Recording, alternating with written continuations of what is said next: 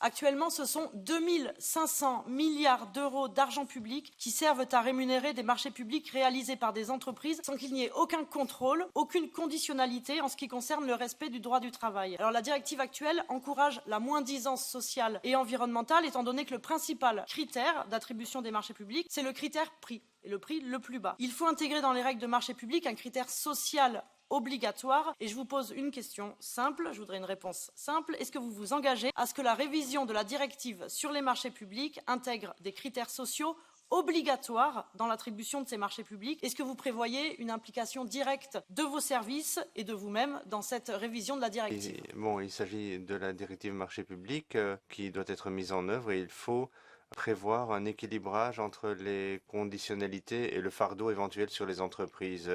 Mais il faut d'autres outils que le Fonds social pour le climat ou que le Fonds social européen, la conditionnalité sociale dans les marchés publics, les critères sociaux dans les marchés publics doivent être examinés de manière tout à fait sérieuse tout en gardant une approche équilibrée parce que il faut que nos entreprises puissent également suffisamment investir. Donc nous allons nous pencher sur cette question avec le commissaire désigné chargé de la prospérité et comme l'a dit Madame von der Leyen, parmi ces attributions, il y a la modernisation des directives marché public. C'est nécessaire pour soutenir les projets européens et les entreprises européennes. Et donc, je défendrai l'inclusion de ce type de critères, mais nous verrons de quelle manière, de manière obligatoire ou non obligatoire, il faut réfléchir de manière stratégique.